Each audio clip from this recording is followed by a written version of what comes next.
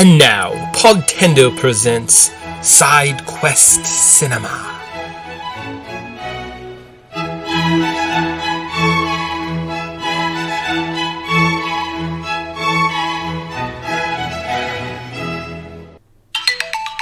Super Mario Brothers!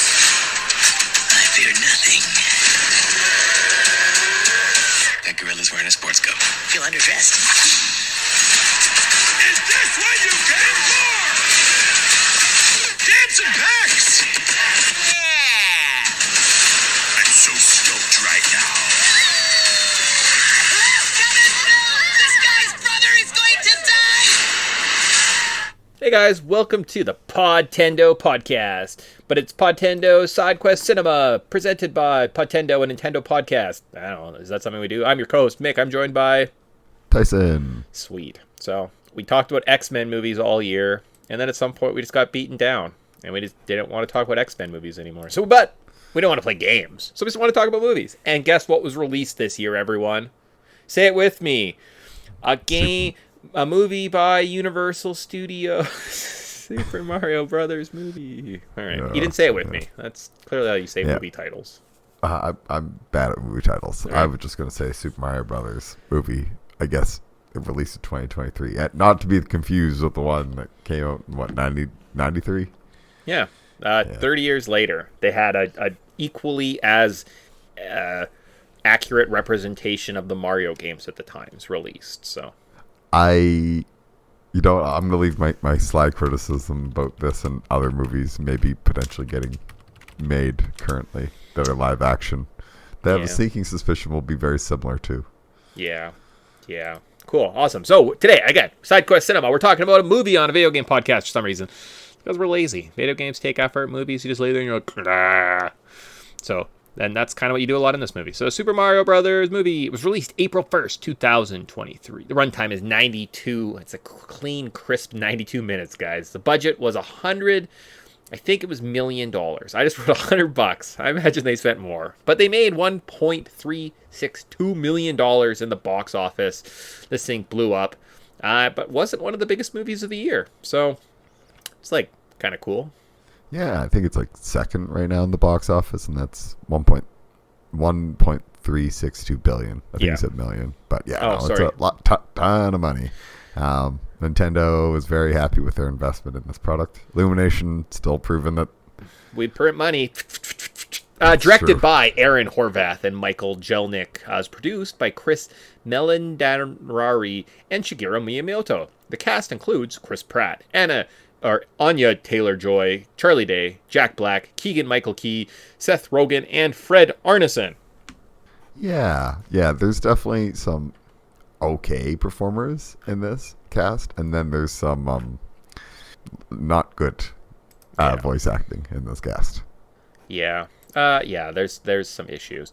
But before we get into this game proper, I kind of feel like what we have to do is we have to do ourselves a service and at least go back and look at the development details. We're not going to do Wayback Machine on this show because I kind of remember April. It's fun to go back, I guess, in the future, but also I was like, I'm just lazy. I don't know. I'll just be depressed. It's been a rough year. Let's not go back. All right, so development details. After the critical and commercial failure of the 1993 Super Mario Bros. Film adaptation, the Japanese video game company became wary of license its properties for film adaptations. What? That movie was great. I think I love it. That's my conclusion. It's just so bonkers. Like, remember when Yoshi gets shanked? The good old days. Yeah. I'm really. It's got 80s sleaze all over it. It's just delightful. Like Dino Hatton. Genius. All right, so Miyamoto knew that the process of making a film was far different from that of making a video game and wanted a film expert to lead the effort. In 2014, the Sony hack revealed emails from executives trying to secure the rights to Mario from Nintendo. But due to the relationship with Universal Studios, they worked on Super Nintendo Land with the company's Universal Parks, a partnership between Nintendo and Illumination, which is Universal's animation studios, seemed like a natural fit. The film was announced in 2018 with a plan for a late 2022 release. The writers are the same ones that work on Teen Titan Go. They wanted the Mario movie to be more cinematic and more emotional than Teen Titans Go. I don't know why I struggled saying that the second time. The duo wanted the film to serve as an origin story for Mario and Luigi, opting to portray them as blue-collar guys by focusing on their previous background as Italian-American plumbers from New York City in early games, specifically Brooklyn. They also wanted to reflect how gamers win in games by not giving up in spite of making mistakes, turning that into a character trait for the film's portrayal of Mario. The duo chose to interchange Peach and Luigi's roles from the game, with Peach helping Mario rescue a kidnapped Luigi, because they felt having them in their original roles was too straightforward. Yeah, it's interesting. That a lot of their ideas came through in the movie, that's for sure. It's definitely not some of the takes I think a lot of the people may have chosen, but yeah, interesting that they went with it and they committed, and I respect that. I cannot believe the people who worked on Teen Titans Go made this, because it's like one of these things does not look like the other. Yeah. And I don't like Teen Titans Go is fine. I know it's a massive, huge property, but it's definitely like for kids. So I can see why this movie has a lot of that feel of that it's geared more for a younger audience. Cool. And a new thing I was going to start doing, because we talked about it back on one of our Halloween shows, and I'm kind of getting behind this IMDb rating. And it's kind of interesting. So currently on IMDb, this movie is rated 7.1. And then I was going to write comparables. So other movies that are rated at 7.1. So just roughly pulling up a list as Tyson was talking, we have 2007's The Mist, The Ring, Anchorman, Die Hard 2, and that's apparently all the movies that are rated 7.1 on IMDb. But just some comparables. So yeah, okay, sometimes the ratings just don't make sense, because I don't know if they don't, because there was that. So the funny thing, mild side tangent, which one do you think has a higher rating, Ready Player One or Cape Fear on IMDb? Oh, definitely Ready Player One. Yeah, it has a 7.4 to Cape Fear's 7.3, and you're like, how does this movie? Yeah, some don't make sense. Some I'm like, okay, that makes sense. That's what a 7.1 feels like. Okay, cool. It's like Iron Man, the first Iron Man movie, or Transformers, or like Cabin in the Woods, and Highlander, and Pitch Black, and Hellboy 2, and The Mist. And I'm like, okay, those are all kind of like the same quality of movie. Sweet. And then the Mario movie, and you're like, nah, it's not. And then you look at also like Teenage Mutant Ninja Turtles Mutant Mayhem is even higher than this. And you're like, yeah. Okay, new movies have this weird skew of like 0.5 higher than they should be. Yeah, newer movies, like for some reason people rate them. Well, because everyone probably is like, that's like a 10 out of 10 right away. And it like skews it out of sync, right? So yeah, you get a lot of 1s and 10s throwing everything out of whack, instead of people being like, just give it a rating. Actual just rating. Like, don't be ridiculous. Sweet. So first memories of the Super Mario Brothers movies. So I was alive and heard this movie was coming out, or coming down the pipeline. Didn't really care to see it. I was literally dragged to the movie theater. Was kind of unimpressed. I didn't really want to give my money to this project, because I do believe that you should vote with your tickets when it comes to movies. Movie comes out, a director you like, it's a cool, like go support it. But things like Solo, I didn't go.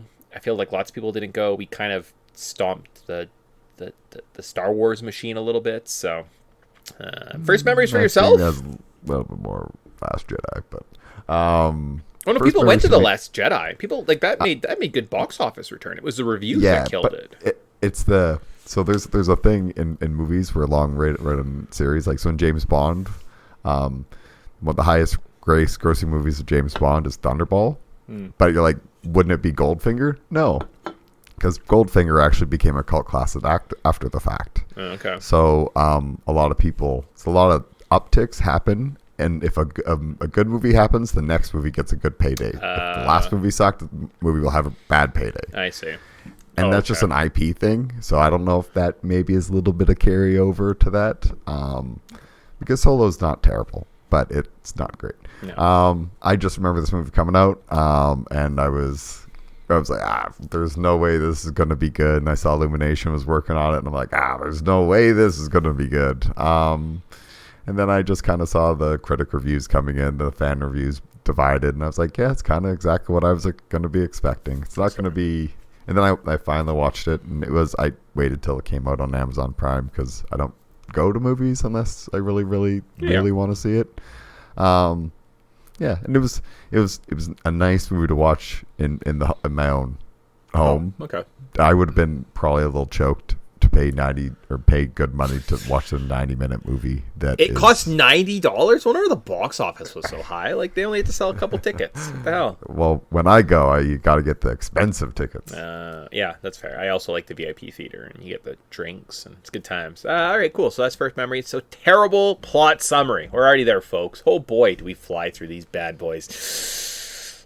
I think I did a pretty good job. All right, so terrible plot summary for Super Mario Brothers movie. So Mario and Luigi are plumbers. They aren't very good. They turn a valve and end up in the Mushroom Kingdom.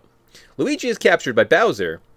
Mario goes along with Peach on her quest to stop Bowser because he was there. Mario fights Donkey Kong, wins an army. They are ambushed while on Mario Karts before Mario shows up and fights Bowser, causes a 9/11, and saves the day. Yeah, it's pretty crazy. All this stuff happens, and it still feels like a very thin plot. Oh, yeah. They forgot to add that feature to this movie. They're like, we're basically there. Do you want to add anything more? Like, no. I think what this movie really needed was a B plot. Yes. Oh. Like Luigi really needed a B plot. So, Tyson, what is the name of this movie? Super Mario Brothers. Super Mario Brothers. That's so weird because it feels to me like it's kind of just like Mario running around and then Luigi does nothing and then he shows up at the end and they're like, oh, see, he overcame his fear that he had at the beginning. Yeah, because he spent the whole movie in a cage. But you're right, a B plot of Luigi leading a little army against Bowser's minions and coming and helping out at the end. He could have learned along the way. But we don't want to do that. We don't want to have a competent story here. But before we get into anything negative that we might say about this film, we got to talk about our favorite part. So, Tyson, we're into the review of this fine, fun movie. What is your favorite part of the Super Mario Brothers movie? I think it's a very cute movie. Okay. There's a few smaller roles that just steal my heart, like Kamek. Bless his wrinkly little face. He's so adorable. Every time he's on the screen, he makes me happy. And I just like, there's parts of this movie that just like hits like a really good feel to it. And to me, it's like, there's just like a very cute style for some of the characters. Not gonna lie, the Toads aren't cute, but everything else is cute. Yeah, they're kind of like overly forced to be cute. Because I don't think the Toads are really cute in nature. They're just kind of like derpy. Yeah. But they have to be quote unquote cute, which is like, Bowser's army is way more adorable. You see all these guys, just want to hug them. Yeah, they're pretty fun. For myself, I said the animation style looked very similar to the kind of claymation from the very first Nintendo Power magazine cover, right? It kind of is. Sometimes it looks really good, like it's very interesting, but it's not super consistent though. Because sometimes I'm like, now it looks different, and like now this looks like it's, I don't know, just a CGI world, right? So the animation style isn't very consistent, but there are parts where I'm like, oh, this is cute, and that's really fun. And the character models look almost like they're kind of, made out of a weird shiny plaster scene, which is a kind of like a really fun look. But yeah. Again, it's about half the movie is good, half the movie is just terrible. So it's, I guess, I don't know. I'll go it mixes out to like a 7. It's like, it's really mixed here, because I know what you mean. And the thing that it was the bullet bill chase. Okay, yeah. And I was like looking at him. I was like, that lighting's off. Yeah. Everywhere he's at, he has his shine to him. Yeah. And I was like, but that's not how it would work. So does the bullet bill skin or like outer layer just have this weird shine? And I was sitting there staring at the skin of a bullet bill, being like, why does it look so goofy? Why does it look like cartoonish? And then you see Mario, who looks CGI, and the two things like right next to each other. I was like, this doesn't look great. The scene, they really should have redone something with this model. It's like, I think like it's almost like the model has a shine to him, and it's not taking into account the actual lighting.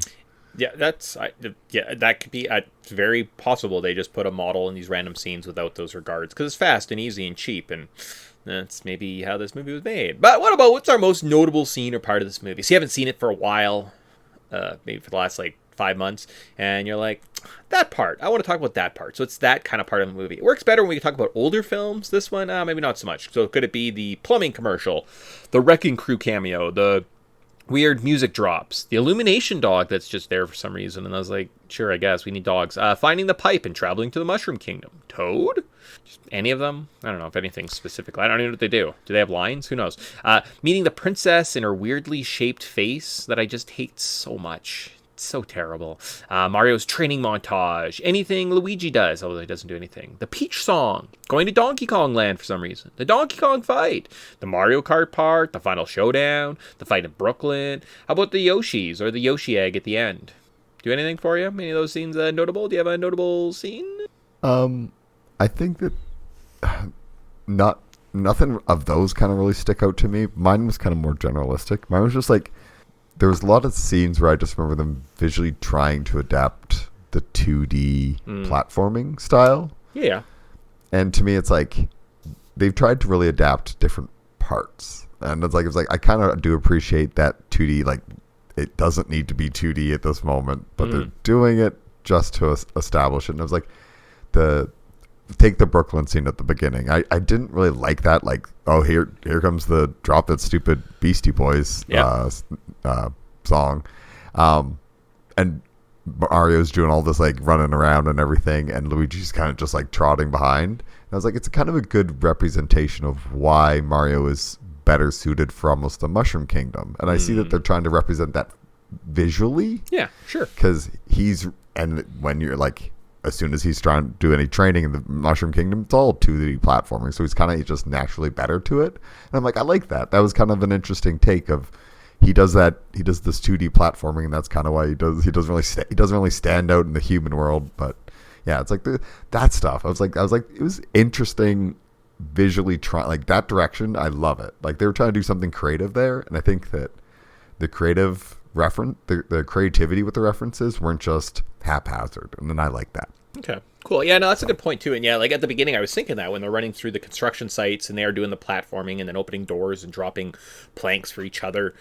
And I just recently played through Mario Wonder, which is just an awful game. I don't know why Mario released this bare bones generic 2D platformer in 2023 and charged $80 for it when Mario Maker has way more creativity to it, right?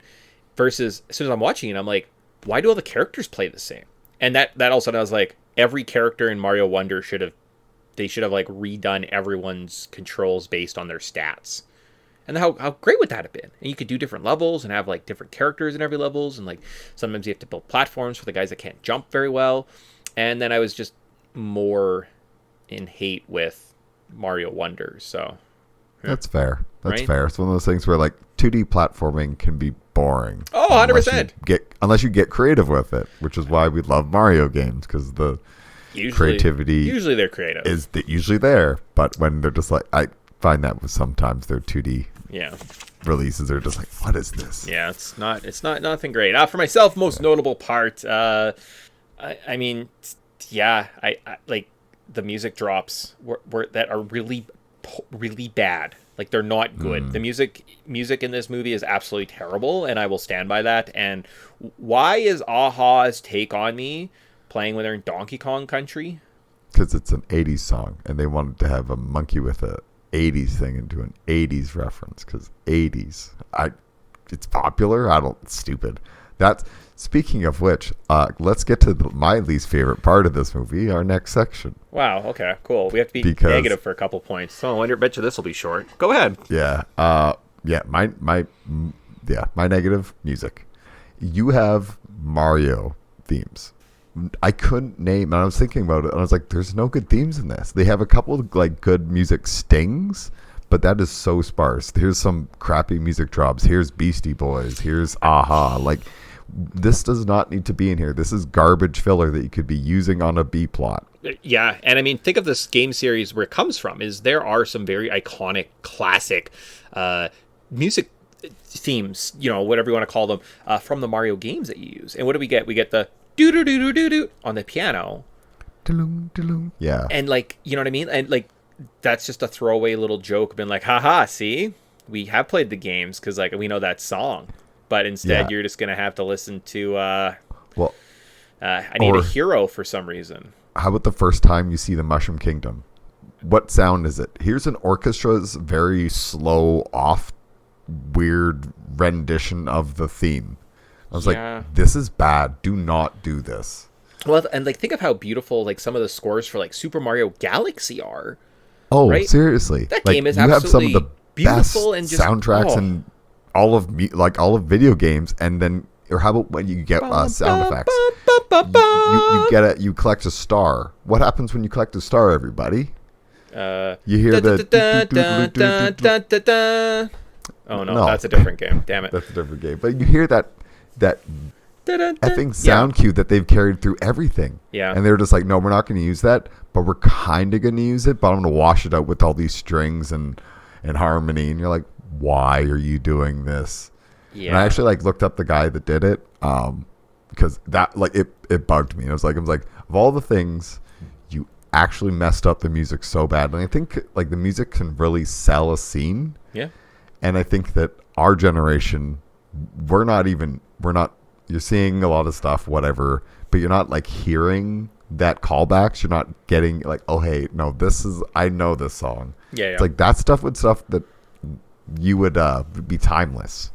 And they just kind of washed it away. But the composer was the actual Nintendo composer, and this other guy, I'm not going to name him because I don't like doing that. But he did a lot of work for Fast and Furious movies, so I'm not surprised that he knows to just overdo. It's the same lazy studio involvement that we saw in the works of like the first Suicide Squad movie, where they just blast popular songs for no reason. And I've heard people been like, oh, I really like the music in this movie. And I'm like, you like them, but why? Aha! Like anything. These games are really rich. You know which I think has some of the best soundtracks ever?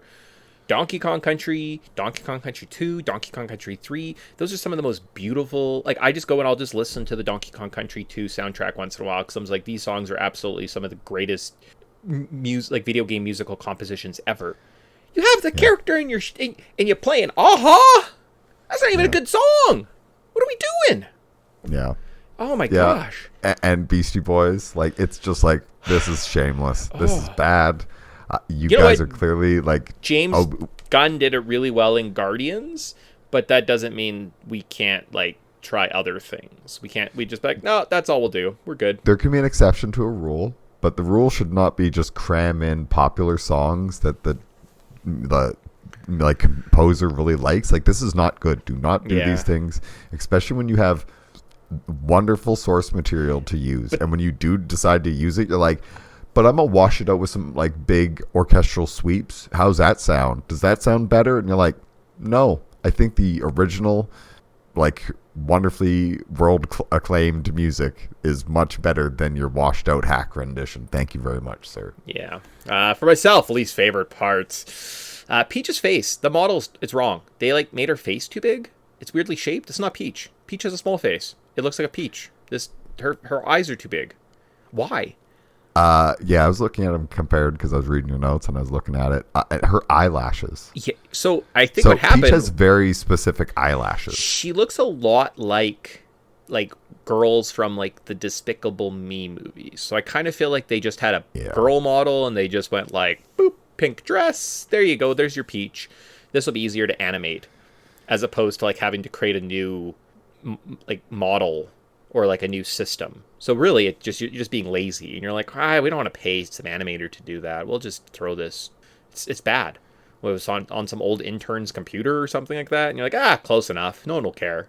But it costs a lot of money to remodel a face. So we're just going to take this previous model that we have and if only move the sliders a little bit. If only the people we were working with had a bunch of like models of this character from 3D games, probably.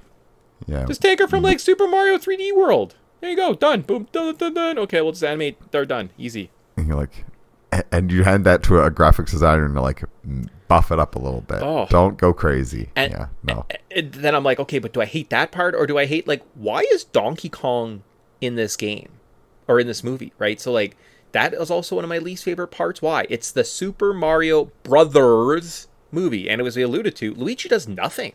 He's at the beginning, and he's like, "Oh, hey, buddy, we'll always be together." Okay, cool. And then he gets captured, and then he shows up then, and he's like, "Look, I'm brave now." Because do we not have character arcs? Does character development not exist in this world? Does Luigi just show up at the end? Okay, cool, great. You want to cut Luigi to the side? He should be captured by Bowser at the end, and it should be Mario and Peach fighting. Because Peach she was badass. She could do the obstacle course better than Mario. Why was Mario fighting Donkey Kong? Other than that happens in the video games. Peach was more, she was a better character. She was stronger. Oh no, she just like gets held loosely by a Koopa at the end, and she's like, I can't ever help. Oh no.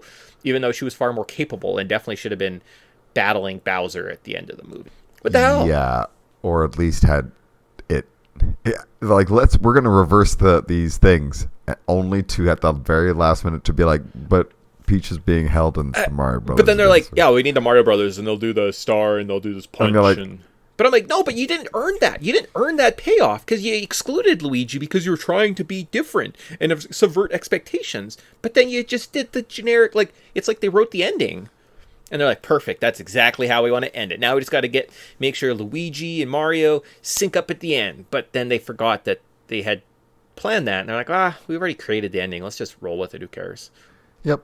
And I mean, there's some easy. I didn't even complain about Donkey Kong, guys. That's the thing I was complaining about. He could be in his own movie. Absolutely his own movie. We don't need Seth fucking Rogen showing up. You know who's actually kind of a funny voice and has lots of energy and would be fine for a character in an animated film? Charlie Day.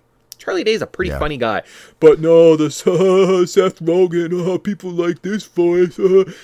Why? Like, what does Seth Rogen have? How does he get Mario Brothers? Why is he in these Donkey Kong? Like, what is Seth Rogen? Like, what kind of... He's the new creator of the Ninja Turtle movie. Yeah, that's the thing. But like, what kind of pictures does he have of these executives in these studios that like he gets like pushed into these roles? Because like he didn't add anything. I think Donkey Kong could be his own movie. If you're gonna bet on something, like let's build up an Avengers style universe. Let's not DC ourselves, guys. We don't have to put Batman and Superman and Wonder Woman and Flash and Android and Harley Quinn and the Joker all in our very first movie. Like, you could just be like, what about Mario and Luigi in a movie? And then if that's successful, Donkey Kong could have his own movie. Because guess what? DKC, there's tons of characters you could pull from. And now he's already kind of been introduced. But, like, no. I guess they're in the same world and they're just like a short walk from each other. That was never established. They've never been in games together outside of, like, Donkey Kong versus, like, the Mario game. But even then, I think you're fighting little mechanical Donkey. Like they're not compatible. What are you doing? Yeah, and I think it's like... It shows that, like, the creators of this game, I think, were trying to really call back to that original, like, Jumpman, where Mario was just, like, jumping over barrels with Donkey Kong, and Peach was there. So it's like, they're trying to play into that, but at the same time, it's like, okay, but that was, like, such a small blip. That's a funny reference. That's not a set piece. It just seems like a waste, and it's just pointless, it is. And it takes away from what should be the film, right? Like, in my mind, going forward, I'm like, okay, yeah, I guess you have Mario and, like, Donkey Kong, they were kind of established in Peach, but, like, Luigi has nothing to do, right? Like, this is, like, so stupid. How about a criticism, though? Let's say something negative about this film. Tyson, do you have a criticism for this film? Yeah, you don't like Donkey Kong's voice? I do not like Cranky's voice. Holy... What a terrible voice actor. And I know this actor is another thing, Fred Armisen. Yeah. Like, he's a funny guy. His voice for Cranky Kong was terrible. He's just a nasally guy who was sort of shouty and spoke slowly. Cool. That's his voice. Like, that's the best that this professional actor could do. This was the voice that he came up with. It's like, this is not a old man voice. This is an annoying person who shouts voice. It's like, I don't get this. This is so bad. And a lot of the lip sync was terrible in this movie. But apparently the French lip sync is spot on. So, cool. Who would have figured that a French studio nails the French lip sync? They have lots of passion. That's just a little lip. That's just me being nitpicky, but there's times where it's like, this voice acting and lip sync sure does suck me out of the movie in some scenes. And as soon as we go to the jungle, I just don't want to be in the jungle in Donkey Kong's jungle anymore because it's not good. Well, and like going there is just so stupid. Like it's just such a. So they're walking through all these beautiful set pieces and these amazing lands from the video games, and like we see upside down pyramids. I'm like, why isn't Mario doing like a little mini quest in each one? Like you have to find the 5 pieces of the Power Star to try and fight Bowser. Neat, cool, awesome. There you go. There, done. We don't have to go to Donkey Kong Land. And then like Peach gets this field and it's like it's beautiful and she's looking up in the sky and she's like, I don't know what my origins are.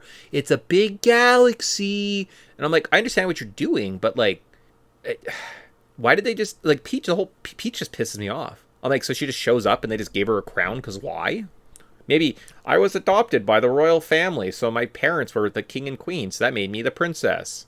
Hey. Yeah. That makes sense. Instead of just like, the Toads just made me their princess. I'm like, why not a queen? Oh, we don't want you to have that much power. What the hell are we doing?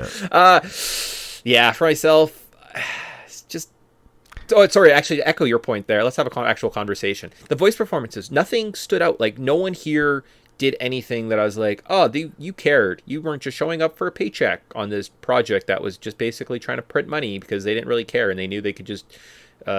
make a crap movie, right? Like they're just like, let's just make Minions. Minions makes money. We could put some time and effort and actually like make a quality product for children, something like Shrek, right? Well, Shrek actually took some time and effort and energy, and there were some performances in that, like Mike Myers, Eddie Murphy, and those. Eddie Murphy, yeah, they're great. Like, they're awesome. People still like that's one of their better roles, and you're like, huh. Is it also Reese Witherspoon? Who plays Fiona? Cameron Diaz. Yeah.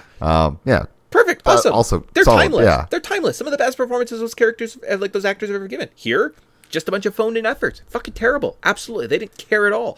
The first 30 years ago, we had 3 actors in John Leguizamo, Bob Hoskins, and Dustin Hoffman that did absolutely. They took a shit product. They did a terrible set, a toxic work environment, and they pumped out 3 performances I think stand up to the test of time. And like, I love watching those movies because the actors are having fun and they're just so charismatic, and like you feel for them and you want to be in that world with them and you want to see them go on their journey and grow and like overcome the odds, right? Because those guys brought everything to the table. In this, I don't know where the passion.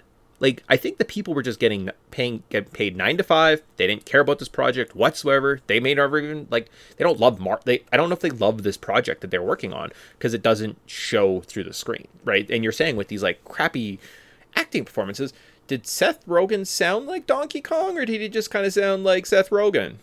Yeah, 100% sound like Seth Rogen. But that's what they want. Chris Pratt just kind of sound like Chris Pratt, or did he sound kind of like maybe a little bit of Mario? Because I kind of feel like, other than saying "Mamma Mia," did he ever sound Italian? Yeah, I just think he just, like, all the voice actors, like you said, they just didn't care, or if they did do a voice, they did a really lazy, stupid voice like Cranky, and Taylor-Joy, she's all right, but at the same time, it's like, it's a big galaxy. Shut the fuck up. Yeah, get the fuck out of here. She has some terrible lines in there. Oh. It's just, yeah. So for myself, my criticism, I like all video. It just doesn't work, guys. The mediums are too different. I am Mario, right? I've been Mario for the last 30 some years. I try and beat Bowser all the time. I can't watch him, right? It just doesn't, like, Let's Plays are popular, right? So maybe this is a me problem, because clearly people enjoy just watching video games, right? So no. It's the children who are the problem. Yeah. But this project just seems rushed, kind of lazy, and not well crafted. They didn't have much story to work with, and it was pretty obvious. It seems like a pretty obvious plot. I knew as soon as the movie was announced, this would be the plot, right? So why not make a good film? Why do the lazy, dumb thing, like have pointless music drops? Include Seth Rogen, and Mario just shows up. That's why Mario he runs up to the princess, and he's like, "Hi, princess." And she's like, "Yeah, you better come with me." And when she's going on her quest, they're like, "Who's that guy?" And she's like, don't think about him. He doesn't matter. That's the best they could do? You just show up at the castle, and they're like, guess it. Who cares? Who cares? Yeah. Who cares why Mario's the hero of this movie? What are you doing? Yeah. It's, again, when you look at the writers, and when there's about 4 or 5 different writers, and then like 9 or 10 punch-up writers and stuff, you have a bad script. It's just and especially because it's like, hey, what's the B plot on this? There isn't one because they couldn't. We didn't want to do that because 92 minutes was all we were going to do. We did spend a lot of money on AC/DC to look at the Mario Karts because Mario Kart doesn't have any themes. There's no songs related with Mario Kart that people would be like, oh wow, from the game. Yep. Actually, there is no music from the Mario universe. There may be a few like sound effects every now and then, but there is no memorable themes according to this movie. You need some really lazy garbage that's just been farted out on a weekend where somebody was like, oh, I have the sheet music. Let me just plug this into some really crappy synth software and just have it fart out some harmonies and some strings and some chords to it. That's going to sound nothing like it. And people are going to just eat it up because it's terrible. And then we'll subvert their expectations by having Luigi locked in the cage the whole time and not doing anything when we definitely could use some more content in this crappy movie. 100%. And it's like, hey, you know what? Here's a quick fix for you guys. Just a quick fix. Instead of Luigi immediately getting captured, maybe Luigi ends up in, let's say, an ice palace. And instead of the opening, have that cool thing where the stupid penguins run out and throw snowballs. Oh my gosh. Why don't they use the Power Star to fight Bowser? Yeah. Or have Luigi go there. Yeah. And have sure. Luigi have a subplot of working with these penguins or getting captured with the penguins. Even just and have trying them to escape with the penguins. Sure. Yeah, that's the thing. Yeah, that's actually not terrible. I like that idea because I was going to say, just have him break out of the cage with a penguin, the little star, the little nihilist star, and another character, and have them do a little mission in Bowser's castle, and the final fight they break out and they help the fight. You're like, oh, cool, okay, yeah. They break out, and just so happens they break out at the same time as the wedding is kind of going. There you go. Crazy. That's it. So they can have a converge everybody together. Yeah, and make it more simple. Get rid of Donkey Kong. Just say, Mario, you have to go find these you have to go unlock the Star Road so that we can use this power for a wish. Because that's a thing that happens in a lot of games, and have them do little montages around the Mushroom Kingdom. But we can't do that because Donkey Kong and Mario both have daddy issues, don't you know? It's Donkey Kong never had daddy issues. Mario never had, I didn't know Mario had daddy issues, but sure. I didn't know Mario had a dad. Let's make that the driving force of both of these characters randomly. Yeah. Okay, because they have no other character motivations otherwise. Okay, that makes sense.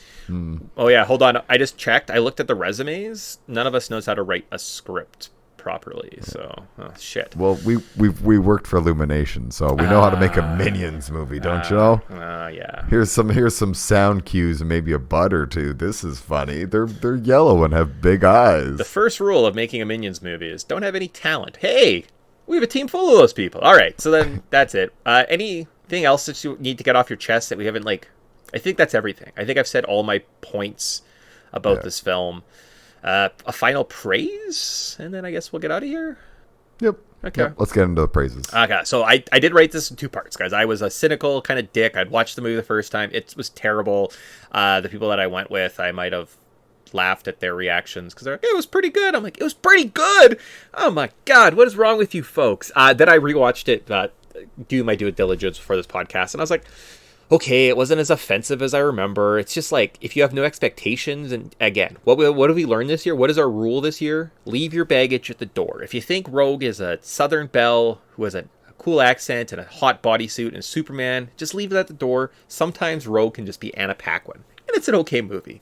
Sometimes you want a Mario movie that has maybe Mario sounds in it, and the Mario Brothers as characters. Sometimes you just leave that baggage at the door, you go in, and you're like, I guess. Sure. So my final praise is just people really like this movie. It made a lot of money. Maybe they'll make more video game movies. I don't know. More people will get to experience some of my favorite characters from themselves. Link's a pretty cool guy, guys. I love Link. And now people will get to meet this Link that I know and love. Link, the silent protagonist. Can't wait for that. The performances were fine. Like, very just, they were there and they said some lines, but nothing that I'm going to be like, I liked this movie for that performance and I can stand by it. The plot kind of works. There's a beginning, a middle, and an end, which is perfect. That's all you really need for a plot and a script. And it's meant for kids. But, like, again, just because it's meant for kids, it doesn't have to be the lowest common denominator and just a terrible train wreck of a film. But, I don't know. Tyson, a final praise? Yeah, it's cute. Okay. It's a fine movie. It's totally serviceable. It's not dramatically flawed. Sure. I have my quarrels with it. Whatever. Oh, but that's just me nitpicking. Like, why didn't they actually use the good music? And you're like, Tyson, you're splitting hairs here. It's fine. Yeah. Like the. I mean, you know voice why? acting You know why? besides You know why? cranky is fine. Probably because the licensing fees with Nintendo is probably fucking ridiculous, and they're probably like, well, to make a movie on our property, you have to give us like 17 times what a normal song would be. And Illuminations might have just been like, fuck it, we're gonna put Aha because, like, go fuck yourself, Nintendo. Because Nintendo actually at the end of the day are kind of a dick company, and they make terrible decisions. And very true, and they are notoriously difficult to work with. So, like, I want to say, let's shit on Illumination, fuck the Minions. Yeah, true. But at the same time, kind of fuck Nintendo. Did you ever look at Mario, like the new Mario Golf that came out on the Switch? Nope. There's like almost no online play. All the characters are locked right off the beginning. There's like no story. It's bare bones. The menus are shitty. There is no like tournament mode. It's just kind of you get what you get, and it's not very good. And it's almost like they just kind of dialed it out. Even look at freaking Super Mario Wonder. What a terrible, what a 80% finished game that was. They didn't do anything different, think outside of the box. They just kind of pumped out knowing they'd make money off of it. And maybe it is just a Nintendo problem where they don't actually care, especially when it comes to Mario properties. They just kind of like, put Mario on it. It'll sell. Who cares? We make some money. Let's not do any work. So maybe it's a Nintendo problem and not, maybe it's probably both companies. It's probably two terrible entities meeting in the night, and you see this like deformed Frankenstein monster show up at your doorstep one day, and you just have to love it, I suppose. So there is a lot of executives that do not deserve to have their jobs, and I do not blame the creatives and the day-to-day workers because you're just doing your job at the end of the day. Yeah. I do blame a lot of the executives for their bonehead ideas and shitty work experience and just all that kind of good stuff. This is the worst praise I've ever heard for a film. But you know what? I for all that shittiness, it's a decent movie. It's fine. I watching it the first time, I was like waiting for the shoe to drop. Like, when does it kind of like get really good? It was always just kind of fine. Yeah. It's a fine movie. Musical montages don't work for me, but it's fine. It's fun and fine. I could watch it again. Do I have like I'm gonna rush out buy the DVD so I'll always watch it? It's like, no, it's fine. Yeah. Watching the live action movie is much more interesting. 100%. That's what I said. I think the 93 Mario Brothers is my favorite still, because this one is just kind of like, it exists, but I don't care, and I won't go and see the next one, and I won't go and put money towards the next one. And I am like Sonic movies. There was 2 Sonic movies. I never saw those. I can't imagine they were good, but like, I guess who cares? First one's fun and fine. It has its issues, but second one I haven't gone. Again, it's one of those things where it's like, but it wasn't amazing, so I have zero ambition to go. Oh, I see. It's not the worst thing ever. Sure, let's praise it. Is that where we're at right now? Is that where we're at? We're just like, It's 2023, man. Like, look at the video games awards. Like, I don't want to get into it, but I don't like half those games. The video game industry is also very toxic. They're like, here's a new game. We just need to release a day one patch so you can play it. And then in like, I don't know, like 3 years, maybe Cyberpunk will be good to play. Oh, but now it's good. Oh, but also don't worry. This game that we have been working on for like 7 years and we released in early access. People who know released a game in early access for a year ago, and even when they launch it officially, it's still a broken, buggy mess, and people are just like, it's the greatest game ever. And you're like, and I hate the world. That's why we're a retro video game podcast, everyone. Ba-ba-bum. In a nutshell. We travel to the year 2023, and I'll be honest with you, normally we have a Wayback Machine. Do we want to go live in that era? I don't. God, no. Absolutely not. God, if I could go anywhere else in me. the world, please. Oh, all right. So that kind of... Did we miss anything? I think, at the end of the day, it's fine, but it leaves a lot to the imagination, and like as we're talking about it, why? Probably because Illumination and Nintendo are such terrible companies. Yeah, we discovered something, so cool. Yep. Awesome. Yep. It's very, as the kids say, mid. Yeah, sweet. Cool. I wonder if there's any good Pokemon movies. Do you think? Probably not, right? Detective Pikachu? Yeah, this isn't as good. Like this isn't worse than Detective Pikachu. So No. okay. No. But it's not better than Yeah, that's the thing. good movies. Okay. But it's not bad. Yeah, in terms of video game movies, it had a beginning, middle, and end, which is pretty exciting. Awesome. So then, Mortal Kombat's still the best. oh, definitely. So then we end with a cultural significance. For this section, we talk about how this movie presents. This movie presents things, we talk about things that this movie presents that is relevant to our pop cultural sphere. Look at that, I changed the writing. I don't want to talk about video game movies again. So how about a best video game based on April Fool's pranks? Man, I don't know if I could just read, or maybe I couldn't write. So how about the best video game based April Fool's Day pranks? Okay, this movie came out on April Fool's, and I was really hoping it was just kind of a joke, but it was real. So the top 5 that I found. So the Shanglong unlock in Street Fighter 2 from 1992. So according to the text Ryu gives in a post-match victory, Electronic Gaming Monthly stated a new character was coming as DLC to this beloved game. They also pulled the exact same prank in 1997 for Street Fighter 3. Yeah, those crafty devils. Oh man! Without the internet, we were so screwed. We were relying on this information. Until we got the internet, because in 2002, Sonic and Tails were headed to Super Smash, also from Electronic Gaming Magazine. Yeah. Just that's just a deep news years ahead of its time. Yeah. All right. How about the PlayStation Flow from 2015? So Sony released a complete trailer for their new product, the PlayStation Flow, which was VR, but it would simulate you swimming, and it was a swim simulator, so you could swim in your very own living room. And it was a whole new peripheral that you could buy. Clearly just a prank. PlayStation Flow.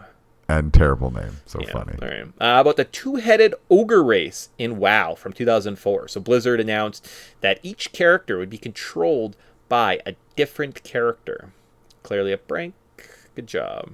Yeah, that just doesn't seem feasible. No. That's like kind of an interesting idea, because you'd have to like fight against.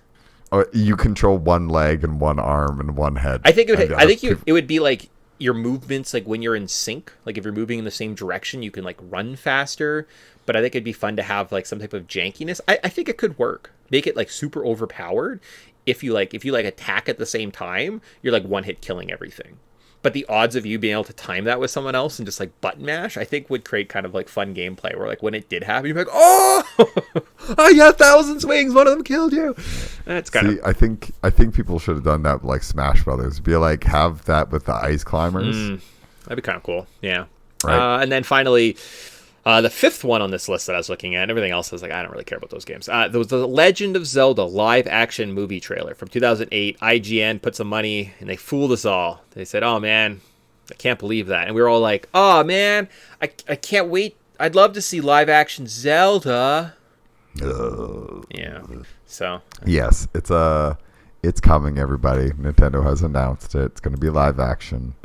But like, I just kind of feel like I'm just hoping that one day Link, the MCU Link was can't like, talk. Just have Link don't talk. So one day Please the just don't MCU let was Link like, talk. look, we'll have Iron Man, and then we'll have a Thor, and then we'll have a Captain America, and then they'll all team up and they'll fight in the Avengers. And everyone's like, cool, made a lot of money, pretty good movies. And then everyone else was like, okay, so we'll have we'll have Batman and Superman and Wonder Woman and Joker and Harley Quinn and the Cyborg all meeting in the first movie, and in the second movie will be our Avengers, because we'll skip the other steps. I feel like Nintendo could be like, we'll make a Mario, and then a Samus, and then a Kirby, and then a Donkey Kong, and then, I don't even know, a Zelda. There's 5 movies, they team up, they have a Super Smash Brothers movie. Yes. Just do that! Super Smash Brothers is one of the biggest video game franchises. They have a successful of all time. Mario movie that already has Donkey Kong in it, so you've already kind of wrecked the DKC property. Like, oh, I guess that's dying out the window. Thanks a lot, Seth Rogen. Yeah, there's always prequels. And then, like, that year, they're like, we'll make a live-action Link, because that'll translate best to our cinematic universe. Oh, my God. Well, or maybe they're being like, we're not doing that. That's why we're doing live action. I don't. Whatever. It's fine. So that's. So one thing I noticed, Yep. and then you did have it in your notable scenes, is the Yoshi egg. So the only other scene you see a Yoshi is a herd of Yoshis running in the background, and there is no green Yoshi. So my theory is that green Yoshi egg is real Yoshi, but Okay. it's a dumb Easter egg. Also, my one final summary note is 2-minute references. Yeah. Cool. All right. With that, though, I think that wraps up the podcast.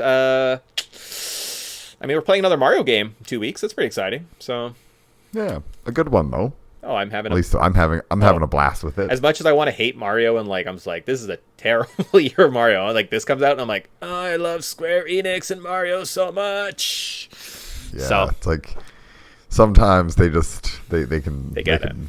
Yeah, they just get me. Sick. All right, cool. So with that, I think we say bye and see you guys in 2 weeks. Take care. Bye. We're the Mario Brothers, and plumbing's a game. We're not like the others who get all the fame. When your sink is in trouble, you could call us on the double. We're faster than the others, you'll be hooked on the brothers. It's me, Mario, and the Luigi. Are you tired of paying too much for plumbing? Mamma mia! That's why the Super Mario Brothers are here to save Brooklyn and the Queens and your wallet. Thank you, Super Mario Bros. It seems like the only thing you haven't drained is my bank account. Forget the expensive plumbing companies where you're just a face. With the Super Mario Brothers, you're family. The brothers.